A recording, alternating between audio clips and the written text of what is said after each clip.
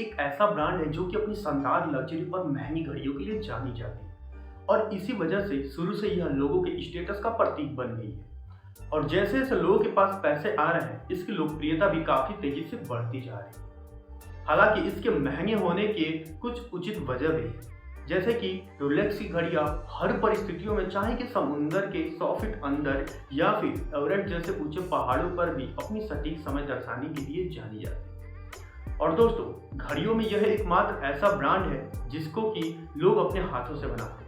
मतलब कि रोलेक्स की हर एक घड़ी कारीगरों के अपने हाथों द्वारा बनाई गई होती है।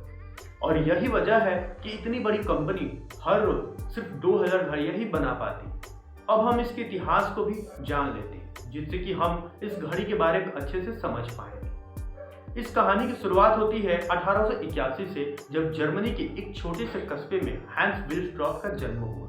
हालांकि 12 साल की उम्र में अपने माता पिता को खो देने के बाद वह अनाथ हो गए और कैसे भी करके सरकारी स्कूल से उन्होंने अपनी शुरुआती पढ़ाई कंप्लीट करी।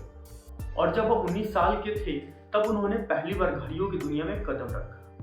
दरअसल पैसों की किल्लत की वजह से विल्सट्रॉप के दोस्त ने उन्होंने अपने पिता की एक घड़ी एक्सपोर्ट करने वाली कंपनी में नौकरी दिलवाई।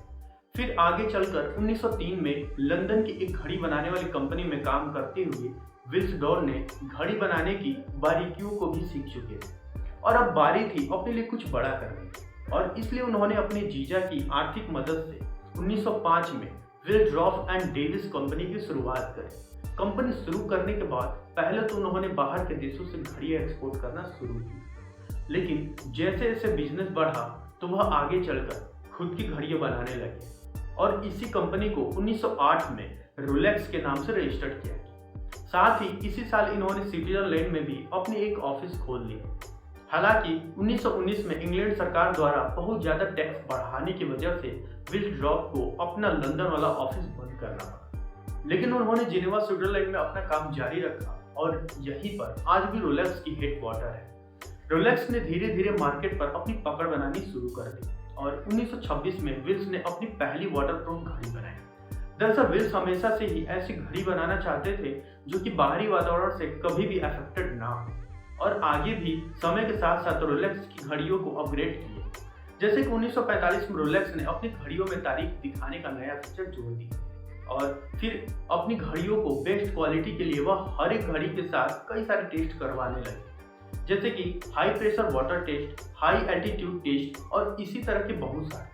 और जब इन मानकों पर रोलेक्स की घड़ियां खरी उतरती तो इन्हें आगे भेज दिया जाता। 1953 में माउंट एवरेस्ट को पहली बार फतह करने वाले एडम हिलेरी ने रोलेक्स की घड़ी पहनकर माउंट एवरेस्ट पर चढ़ाई करी और इतने हाई एल्टीट्यूड्स होने के बावजूद भी इस घड़ी के समय में 1 सेकेंड का भी अंतर नहीं आया। और इसी तरह से रोलेक्स की घड़ी को 1960 में भी समुद्र के 100 फीट अंदर पनडुब्बी की मदद से भेजा गया। वहां पर पानी का इतना प्रेशर होने के बाद भी घड़ी पूरे सही तरीके से काम कर रही थी। और इन सब बातों से आप अंदाजा लगा ही सकते हैं कि पहाड़ की ऊंचाई हो या फिर समुद्र की गहराई, हर जगह पर रोलेक्स की घड़ियां सटीक काम करती हैं। और यही फीचर रोलेक्स की सबसे बड़ी ताकत भी है।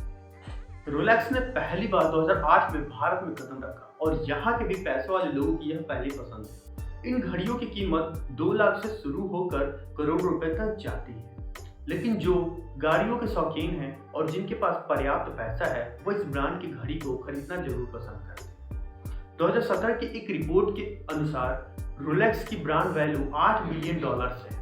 तो दोस्तों, आशा करता हूँ कि आपको यह जानकारी पसंद आई हो। अगर आपको यह जानकारी पसंद आई है तो इस वीडियो को लाइक और हमारे चैनल को सब्सक्राइब अवश्य करें। धन्यवाद।